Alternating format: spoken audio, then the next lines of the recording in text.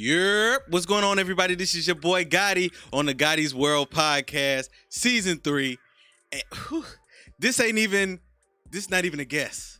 This is my family. That's right. This is my sister. We done been through the trenches together. Come through. We done been through all types of crazy nights. Mm-hmm. I'm talking about laughing, low-key sneak dissing on niggas. Listen. All that. We did everything. And I'm glad to say that I'm able to have her on my platform. Her story is amazing. Amazing. Just how she came through with the things that she's doing now, the hurdles that she's overcoming through life. And it's just beautiful. And I got her sitting here. I got my girl, Ahshiyah is real. What's going on? Hey, everybody. Peace and many blessings. I just love you. I just love you. I'm glad that you are. I'm happy here. to be here. Finally, you made some space for me and some time for me. I know you've been busy. Oh, stop it. I'm Stop just it. saying. But we here now, Season 3, Season, he put family on season 3. this is the sneak this and shit I'm talking about right here. This is the sneak this and shit I'm talking right here. I'm happy I came after my sister, though. She did it real big. I love that episode, y'all. Hey. Thing was major. Yeah, she snapped. Hey, baby. Hey, baby. That was major. But I want everybody to know your story. And I want everybody to know everything that you're doing and just the grand scheme of things, just who you are as a person. That's a lot. We got time? We got time. We got time. And I got a lot of questions for you and I want them to know. What can You I ready? start? No, I'm going to start with you. There we go. Where are you originally from? The west side of Chicago. Jackson, Laverne. What? All day. Hood shit. Yeah, shut up. We the classy side of west side, but yeah, straight from the west side. Now, I know a little bit of your history. I Mm-hmm. know a lot of things that you went through and things like that. But your upbringing, tell me how that was as a kid. It was kind of back and forth. Raised by a single parent. Me and my sister, I got an older sister. I hadn't even known we lived on the same block, which was funny. Wow. That was hilarious. But with my grandmother at home, who's the matriarch of our family, it was decent. I went to a Catholic school, and up until like 91, 90, when she got hit by a car, our life got flipped upside down. Wow. So I didn't know we was poor when she was living there. I didn't know that if the soda said cream soda, if it said cola, that it was from no Aldi's. I thought we was good. I thought everybody had cable. Right. But when my grandmother got hit and then she moved away for work after she recovered, our life got flipped upside down. Wow. Yeah. Wow. Now, far as how would they describe how would your grandmother describe you as the baby, the girl, the teenager? I'm her Nikki. I'm her Nikki. So very clingy, outgoing, charismatics. I'm the tomboy. So I'm climbing trees. I'm fishing. I'm doing everything the guys doing in the street. All types of shit. All of that. Because I ain't have I had a younger sister, but we wasn't raised together. But I got an older uncle that's 17 years older than me. And then everybody on the block know me. So Gotcha. I'm doing it. I'm riding bikes. I can get in scars. I'm falling out of trees. I'm doing all that. Just I'm doing all just in all the that. mix. I'm in the mix. Okay. Real talk. Now, would you say, far as with your grandmother and things like that, what's some of the jewels that she gave you and morals that she gave you that you still carry on to this day, though? Oh man, people get old. One of the things my grandmother always taught me is that she always said, "Nikki, you know how I got old? Because I'm in the house. Because I'm at home. You can't find trouble at the house. So if you in the house by a certain time," she's 77 years old to this day. So she taught me that. She taught me the value of family and keeping those that's true and loyal around you and not playing games and wasting time with folks that's fake and phony. Always being about your business, being about family, and always advancing and taking care of yourself. My grandmother's always been a hard worker. I've never known her to not work. And even to this day at 77, she's still trying to work. Damn. She retired for 40 years from a job and went back 2 years later and is still working, bro. And she said, "I'm going to keep working until I die," because she just don't believe in procrastinating. So that hustle and making excuses, I don't know that because I wasn't raised like that. So when do you think that, or do you even sit back and say like, okay, it's all work, but no time for yourself? But you need that though. I don't see that because I'm, like I said, with my grandmother working so much, I'd have been in Savannah, Georgia. We used to go out of town all the time. She made time. It was a balance. So she taught me that hard work and play can go hand in hand. You can still have time for yourself, but you got to work to get the money to be able to do that. Yeah, but that's what I'm saying. You said she's still to this day trying to work. She ain't trying to. She ain't got to. But why is it? Why she ain't playing? Why she just ain't chilling? She came from Meridian, Mississippi, and at that time, her mother was picking cotton. I don't even know where that is at. Thank you. You Meridian, Mississippi, and her mother was picking cotton, and she grew up in the 40s. So back then, they brought a lot of their children up here to work because they had to send the money back down there. So all she know is coming up here in her 20s, working in a factory. She was working a man's job, making parts for a refrigerator company. Damn. She's Native American, doing all this hard labor, factory work, but she did it for over 40 years. So her sitting after 40 years and sit back and say, what else I'm going to do? I came up here. My parents are dead. Most of my siblings are dead. She got a daughter. She got grandchildren.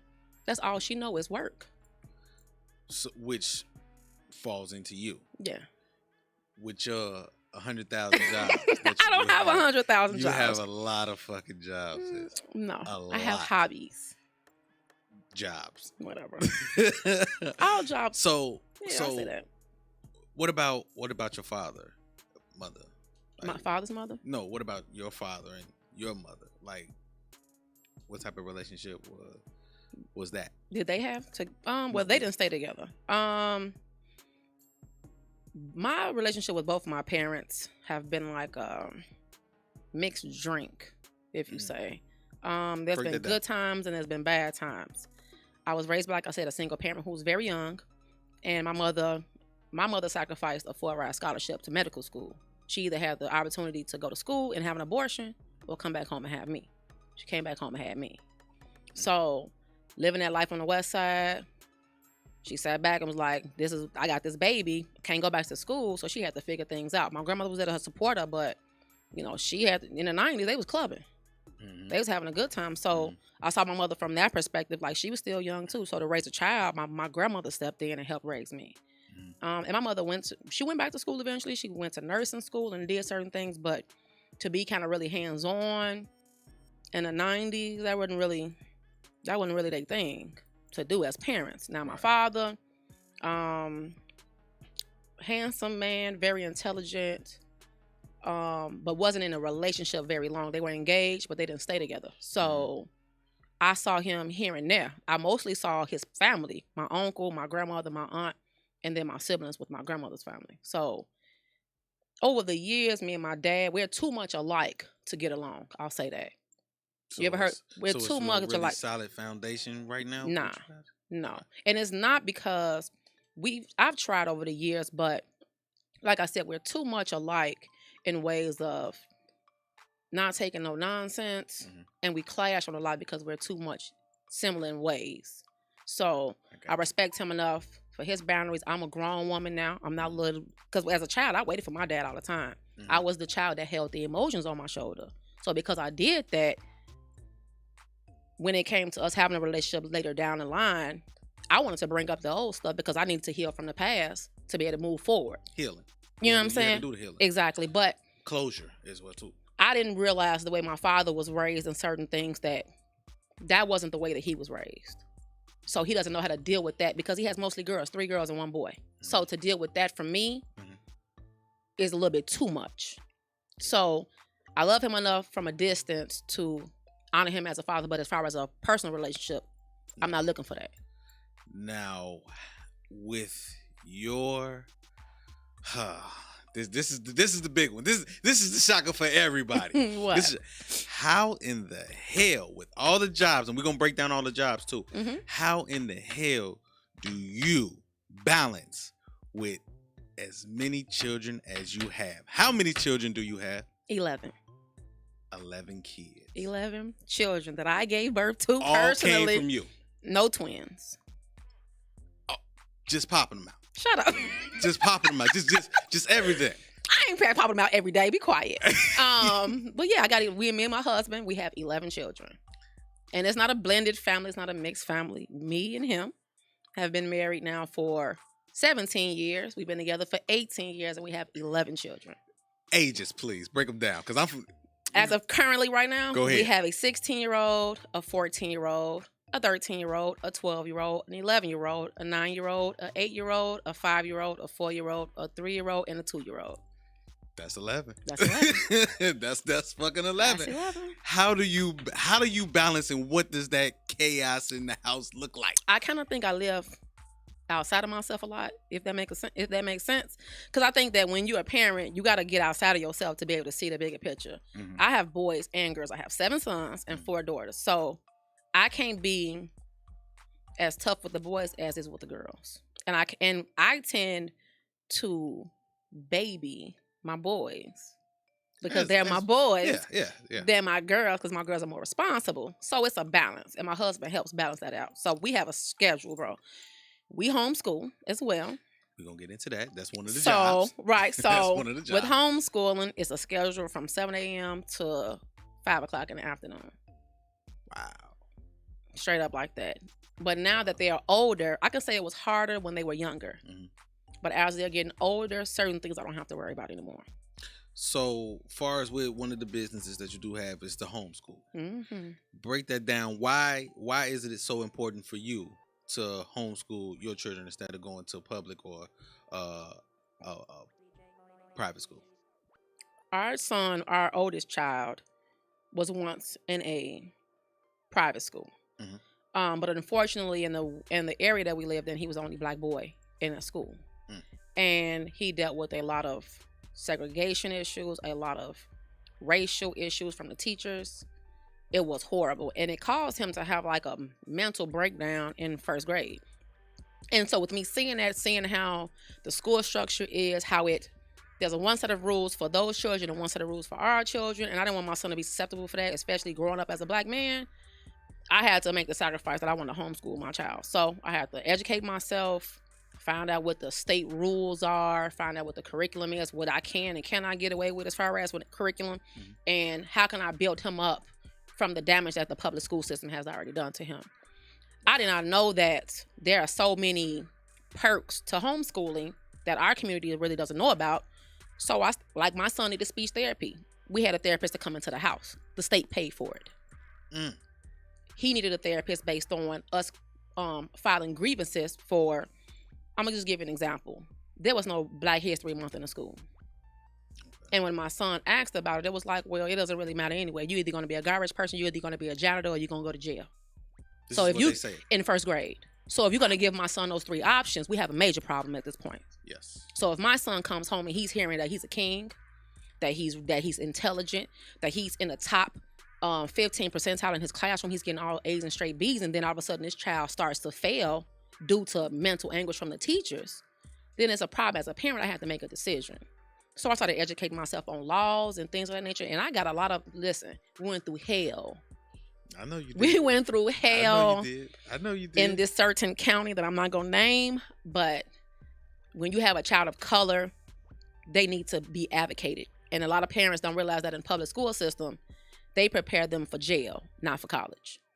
That is a fact. It's a fact. So if your child is not getting educated to the point where they're coming back and asking you questions, or they're not exceeding, and we do know just by percentages that public school and private schools are totally different. Private schools are always 6 months ahead in education. So when I went to Catholic school and I went to 6th grade public school, I was doing 8th grade work. So they put me in all honors classes. But who's this little skinny black girl who's bored and asking you I'm asking too many questions. So they dumb you down.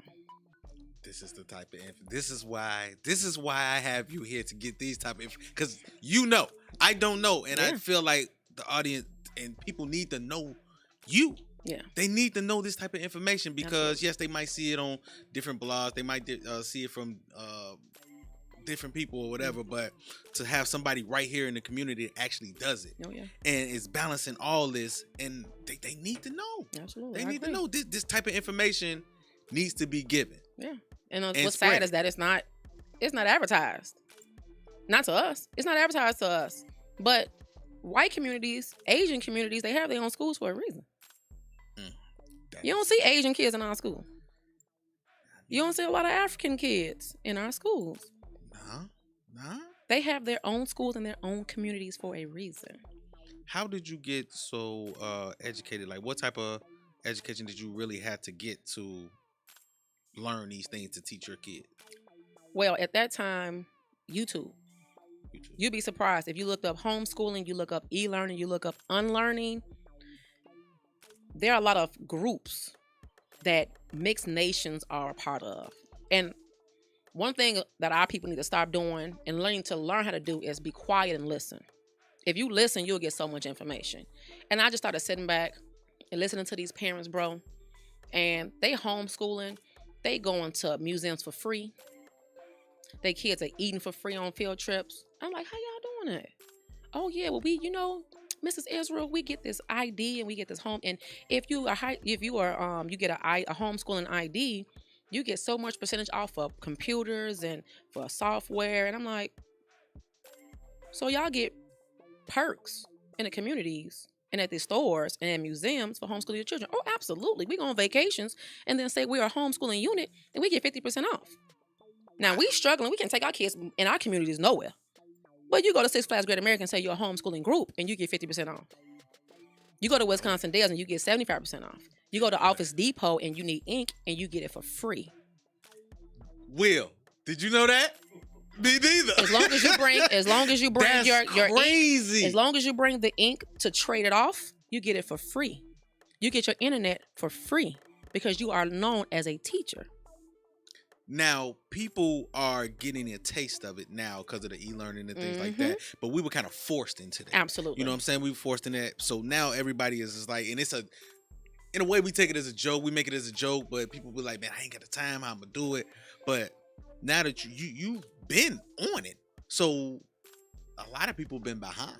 Absolutely. A lot of people is shocked. And now they seeing the effect of their children and what some of the teachers go through. But you like, well, this is kind of one of the things that happen. Yeah. That's happening. But the effect of it, of you homeschooling your kids, like how they're excelling in as far as with grades and progressing and things like that. How are they? They're doing great, bro. They're doing amazing. Like, it was no difference. The only difference I can say for our children is that we weren't able to go, like, if we were having a science day, we weren't able to go to the Museum of Science and Industry. We weren't able to do those outside activities. But as far as in-home and e-learning online, they were fine. A and B students. One got a C, but it was in like he has an honors class. It's my freshman. So that for that one semester, he got a C. But outside of that, they were doing great. How does that calculate with like other schools with graduating and things like that? They still have, if in their district, they can still have the graduation. They can still do the sports if we do that. But the programs that we use, they're on state base. So actually, all of my children will be, except for my little bitty kindergarten and first grader, they will be in honors classes at this point. Damn. Now, WVON. That's where you're at. So what do you do there? Well, I am a board operator, and I do that as a contractor. But also, I am an assistant and associate producer for the Samantha Thomas Show. Dope. How did you fall into that? It was literally a fall in, bro. Just with speaking with her and visually looking at her show, she kind of, me and her had a conversation about she needed an assistant, and it kind of grew from there. The relationship grew from there, and I just started assisting with her shows, and she's automatically, she's won awards for what she does. She has been on TV before in different states, so right now it's a progression, and I'm still doing board operating at the same time. Wife, big dog, how are you? How he feeling about this? He proud. I know he after is. The graduation. But he working hard as he is. Listen, that's a hard-working man right there. Yes, it is. It is, but he's proud. After we graduated, it didn't take maybe a month and a half for them to call me. Yeah. So to see me doing this now and I'm still homeschooling. Still parenting, still a wife, still taking care of everything like that, and still doing this, and the opportunities coming in. Yeah, he real proud. That's what's up. He proud. That's what's up. Jewelry business. Tell them what the jewelry business is, because you got that too. I do. Well, I've always been I'm tomboy at heart, but I've always loved jewelry, that glitter glam girl type of situation. So I got Jewelry by Ahshiyah, where I'm doing earrings and certain necklaces and stuff like that. Y'all can catch me out on Instagram. Give him the Instagram. What is it? It's Jewelry by Ahsh, AHSH. So yeah, you can check that out. Great jewelry. Now, even you have some on. Now. I do. Got some blinkage on. Even with the last name Israel as well, that goes deep into just you and how you carry yourself and things like that. So is it he Israelites? It's Israelites. Israelites. That's what I meant to say. Yes, it is. So with that religion, a lot of people would say, well, to me, with my experience, I'm gonna just give you my experience. And I don't know if I told you about this. I was approached by an Israelite. Really? And they were kind of, to me, it was kind of pushy. He was trying to throw it on me. So with me knowing you as well, I'm like, she's not like that. I'm not. So it confuses certain people. So if just give me a small intricate of how did you come into even being an Israelite? Okay, so about 13 years ago, me and my husband, I just got to give a background. My mother has always been a minister, so I would be considered what a PK is, preacher's kid. Yep. And they came to a point in my life where the things that Christianity taught, they didn't live by. And like I said, since a child, I've always questioned things, and everybody does not like that. So I started seeing what the Bible said for myself. Didn't match up with Christianity. Now, the pastor, he living real big. Me and mama at the house, we ain't got no heat. I ain't understanding it, and she giving money every week. So why the church ain't helping us? So as I started reading and I got married, and as my marriage progressed, we went to church here and there, but not a lot. And it came to a point where we just sat back and started reading a lot of books. And the 5%ers, that whole Afrocentric thing came up, and that was all right because, everybody that's brown come from Africa, we thought, and everybody was the same. But then we began to read certain things in the Bible, and what's unfortunate is that being an Israelite is not a religion. Being Catholic is a religion, Christianity is a religion, Judaism is a religion, but being an Israelite is not. And I'll explain. Please. I cannot convert to being Chinese, because Chinese is what you're born as, what you come out of. Now, when we so-called blacks came into this country, they took our names from us. So me asking questions, I'm like, well, what do you mean? I mean, I thought all Africans were the same. Well, if you go back in history, you find out that certain Arabs nations, certain African nations sold another tribe of people into slavery, right? And then when we got over here, they changed their names to African American, Jamaican, West Indian, Haitian, all these other names to separate. But if you go back in history, you find out that your original name from where you come from is from the land of Israel, which is in Egypt. So us doing research, my husband is a big historian. Trust me, this man has hundreds of books. Believe me, I know. Hundreds of books. I know. And when we started looking back on that, our original people, where we come from, was from the nation of Israel. Israel breaks up into 12 tribes. So it ain't just the Jews, because the Jew is like, if you had, I'm going to give you an example. I have 7 sons. Right. Let's say you're saying all black people come from Shavon. That makes no sense. What about the other 6? They're all a family. Now, all of my sons have different faces, but they all come from one man, which is my husband. These 12 tribes come from one man, who was Israel. He had 12 sons. All of them are going to look different. And that's what you get, so-called Haitians, so-called Hispanics, Mexicans, blacks. We're all one people. But they've separated us in this country, because if we unify ever, it's going to be a new day. Because you guys are and were the kings at one point. They've divided you guys and put you in drugs and told you ain't going to be anything. And that's one of the biggest fights here in America, is to keep the black man divided, because he is the ruler.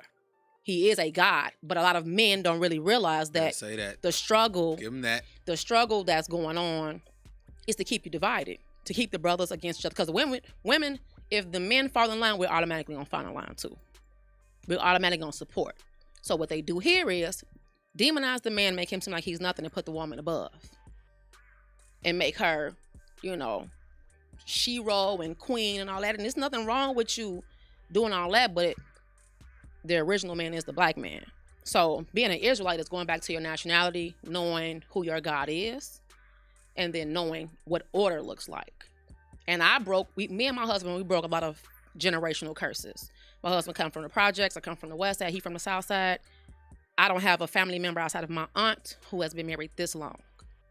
I'm the only one in my generation who has all their children in one household and married to one man for this long. So I'm just a believer.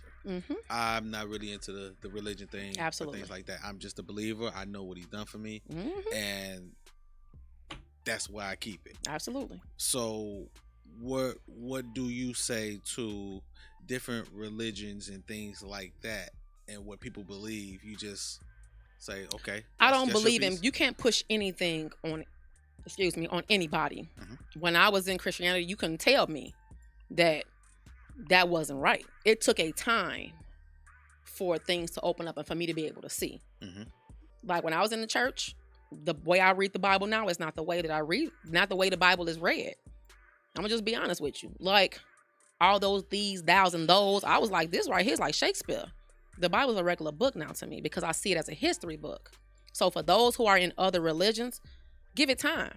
And it's unfortunate that you had the type of experience with somebody who's trying to force something down your throat, because what the brethren is supposed to do is only supposed to present it to you, but we're supposed to live that light in front of you. So you can ask the question. We can't cram nothing down your throat. We can't say, oh, brother, put that pork down, put the shrimp down. We can't do all that. We have to show you by example.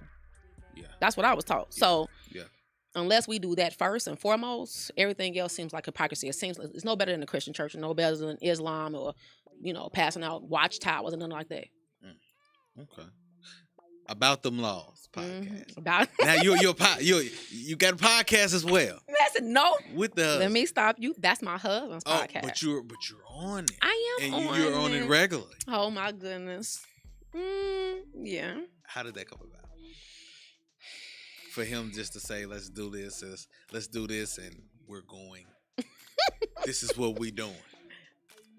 Because that's another job. The editing of it is. And that goes on you. Yeah. I know it goes on you. It does. My husband used to be on the radio. Really? Yeah. For some years. And it wasn't when we were here. We were in Florida.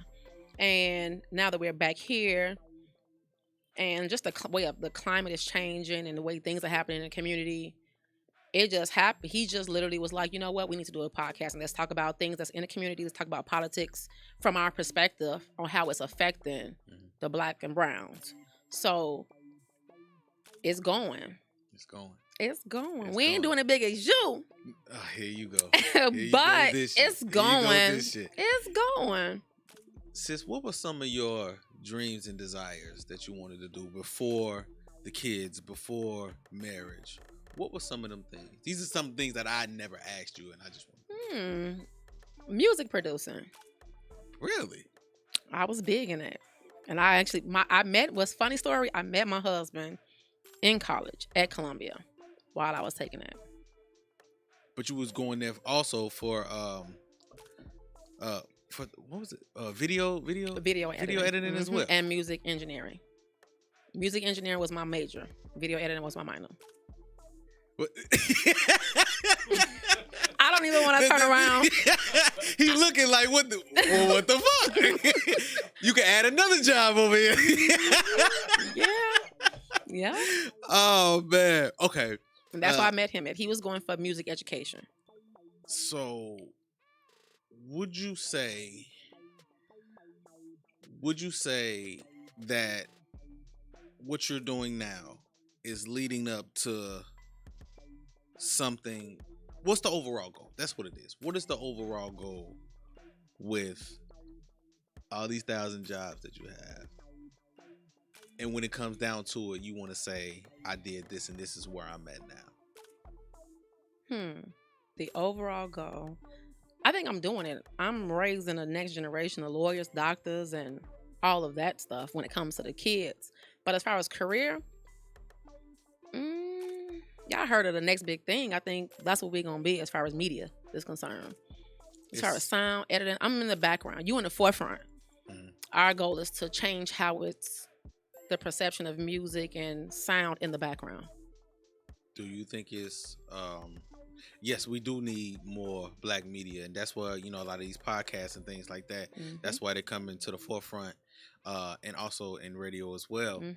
But what type of message do you feel like we should be giving to the masses from our end?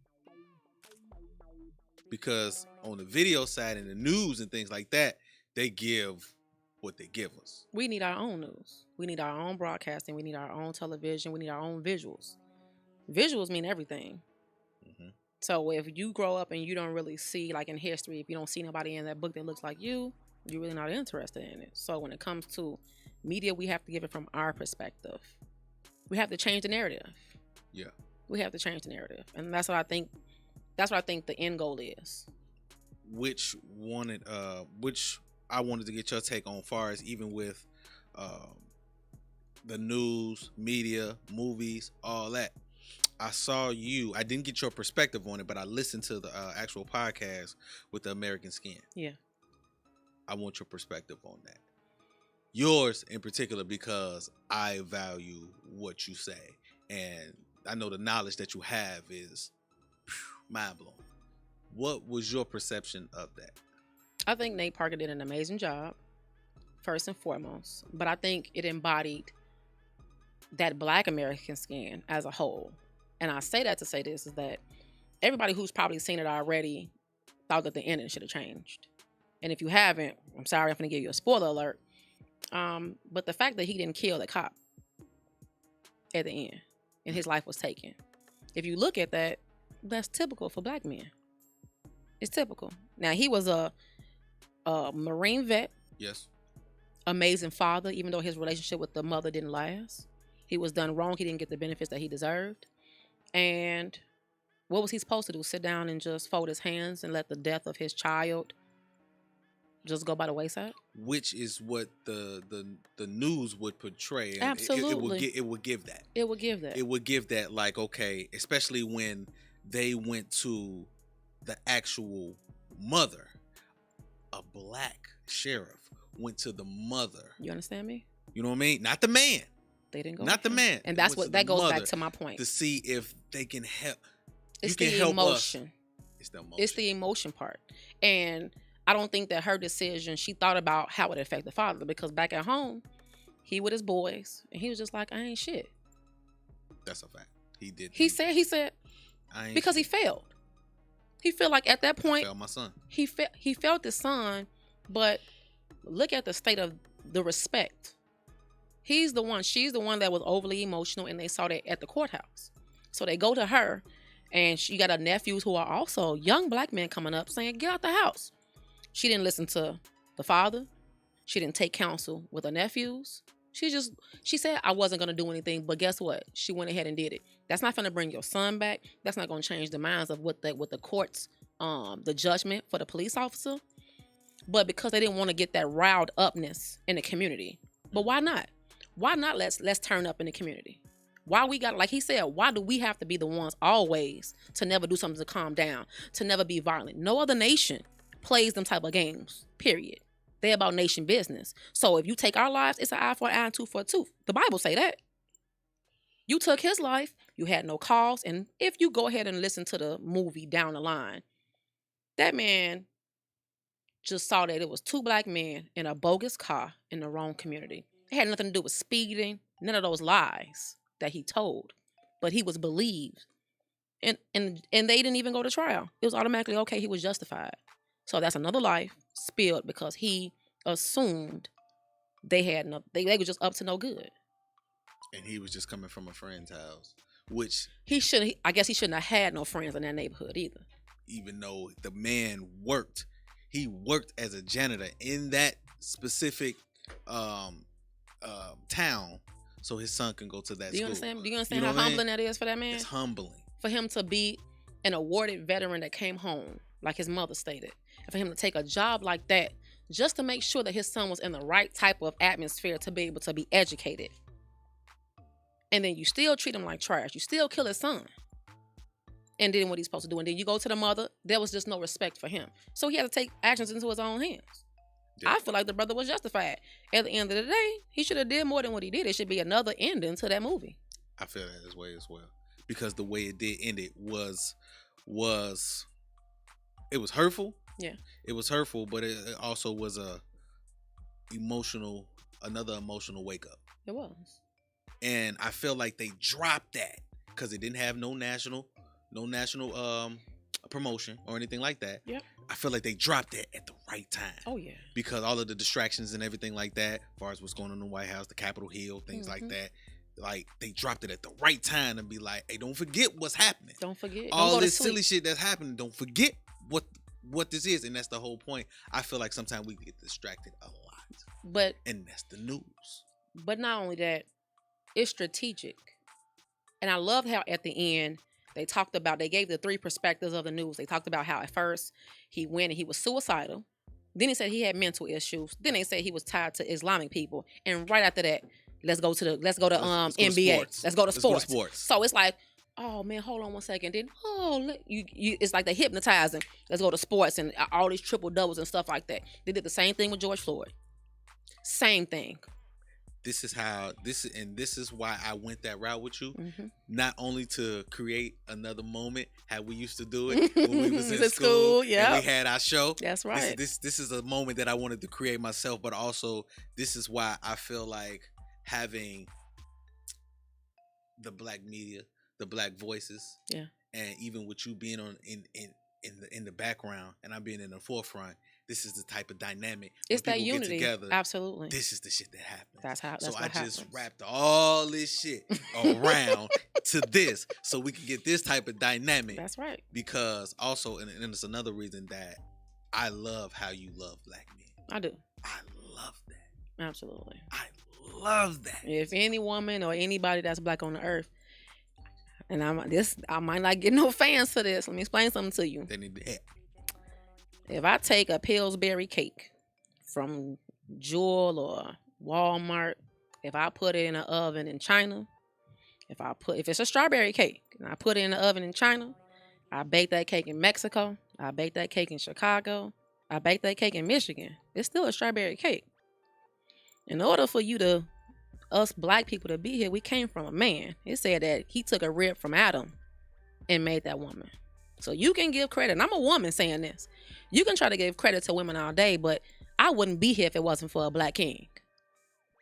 My children would not be here if it wasn't for a black king. So I appreciate the black men for what they do, for the shit that they take on the streets, that they are not appreciated at work, for taking up with baby mamas and mothers who don't know how to parent and they can't see their kids. I applaud them because we get all of the benefits. My girl Courtney in the background, she waved it. We get all of the benefits. We get all of the help in the streets, but these men, they don't get it. Y'all don't get that. But it's for us to be able to help support y'all and bring y'all to the forefront and let y'all know that you can't appreciate me unless you appreciate him first. That's what it is. You love this energy, Will? I love this type of energy, bro. I love this. This is why I do some of the shit that I do and bring the people that I need to bring on here, because it's not about celebrity. It's not about the biggest name. It's people that got real shit going on and got this information that needs to be. Absolutely. That needs to be heard. It needs to be seen. We got to change the narrative. They need to know you. This is why you funny. God damn, I love you, girl. You know you're my brother, bro. You know you're my brother. All right, well, before we get out of here, we have to do this 10 name game. Okay, let's go. You know what this is? Do you know what this is? The 10 name game. Mm-hmm. So basically, if y'all don't know, if y'all just seeing this, I'm going to give 10 names or 10 things. You have to give me your answer in a one-word answer. Okay. Ready? I'm ready. The Sabbath. Peace. Religion. Fake. Woo. Woo. Woo hoo hoo. She quick with it too. Jesus. Hold on. Okay. Yeah. Love. Ra'amya. Black. Power. husband. Everything. Gotti. Big bro. 2 words. That dude doing big things. Okay. You ready? Mm-hmm. Your life. Amazing. Yes, it is. Mm-hmm. Yes, it is. All right, 3 more. You ready? Let's go. Black media. Improvement.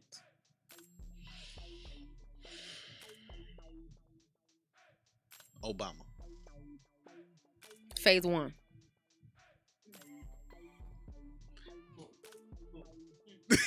Shit. God damn. Okay. All right. One more. Ready? Mm-hmm.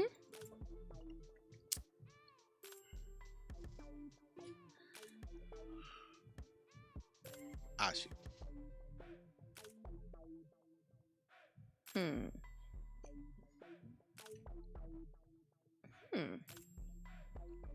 One word. You know, I told you a long time ago I'm gonna get paid for this shit, right? Energy. Big energy. Big energy. Clap it up. Clap it up. Clap it up. Clap it up. Clap it up.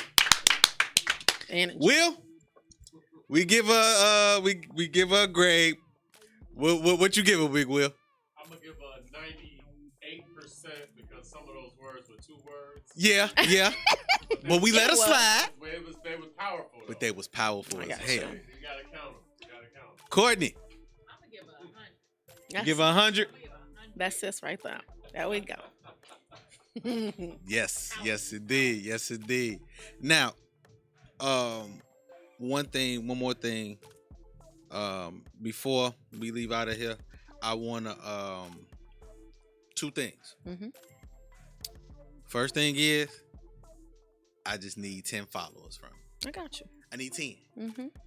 I need the plug, I got you. but I need 10 of the you. major followers that you got. I got you. All right. Okay. And the second thing is,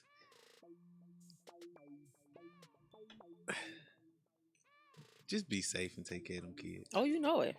I ain't been nowhere. Be safe. You do the same. Your voice is so fucking powerful, and you don't even say too much. But that's why I wanted to bring you here so they can hear them words, and it's emotional to me. And I ain't gonna cry. I'm not gonna do it. I ain't got no tissue next to me, so I ain't gonna do it. But it's so, since I met you, since we was sitting in that classroom, you spoke volumes. And that's why I stayed close to you. I stayed attached to you. Mm-hmm. Will, you better not. He was looking for tissue, nigga. He heard the tremble. He heard the tremble in my voice. That's all it was. But yes, I love you. I love you. And I know once they hear this and they see these clips and they see this interview, they're gonna find you. Oh yeah. But I'll say this too. You've been doing your thing and you've been staying motivated and pushing forward. And for anybody who want to advance, I'll say this. Then it's time for the old generation to move out the way and make room for us. So if they want to be able to hear what the next generation sounds like, what media looks like, what real podcasting, and be able to move forward as far as our people, they need to look up Gotti. They need to look it up. Big Gotti. Put the camera on me. Big Gotti. They need you see this? They need Big Gotti. They need to look it. They need to look it up. Number 1. They need to look it up. They need better to do look it. it up. I'm telling you. They better do it. Words of wisdom. Words of wisdom, which you do have. And please tell everybody how they can get in touch with you, sis. At Woman with 7 Sons, the number 7 on Instagram. Just follow me. Just follow you. Just follow me. And keep putting. I'll take the rest. Bring back the Chronicles too. I got you. Bring that back. Oh yeah. And just give them little pieces here and there. Give it to them. Yeah. Please do that. I got you. Cause I'm finna start posting that shit. Oh yeah, I'm telling you. You need to start speaking more. Everybody keeps saying that. It's a reason why. I know. And timing is everything. Facts. Timing is everything. That's a fact. Last year was an eye opener. If anybody said 2020 was the horrible year, oh no. It was a time to sit back, meditate, reorganize, reprogram, and it's about to blow up. I'm telling you. Yeah. Yeah. I see it. Yeah, Yeah. it's real. It's real. Y'all know where to find. Y'all know where to find me, man. Y'all know where to find Gotta me. know it. Official_YUNG Gotti on Instagram. Also, Gotti's World Media on YouTube. That's Check my it out. channel. You can see all these interviews. Y'all, please subscribe. I'm not gonna go on my rant today. I'm not gonna do it because I just got some peace here, and I don't want to do it in front of my sister anyway. Oh Lord. So I wouldn't do that. I didn't see it But before. please Trust. just subscribe to my YouTube channel. Also on Facebook, Urban Woods Jr. Please follow that as well. Please do. Please do. Y'all be missing out if you don't. Let's go. Matter of fact, I'm not gonna do it. Could you take us out with a prayer, please? You want me to pray? Please. I usually do it, but I want you to do it. No. Nope. I'm going to say. Go ahead, do it, please. I'm going to say shalom to everybody, peace and blessings. But if you're going to pray, then you do that. Thank you, God, for another episode. Thank you, God, for this beautiful woman right here in front of me. Thank you, God, for this other beautiful woman, Courtney, with Clicks and Company. Thank you, God, for Envion Studios. This is the home. This is the team. Thank you, God, for my engineer, Big Will. We got another one in. Scotty's World Podcast, man. This is a serious one, but it's a powerful one. We out of here. Yeah. Peace. Newness, here's the anthem. Put your hand up that you shoot with. Count your loot with. Push the pool stick in your new crib. Same hand that you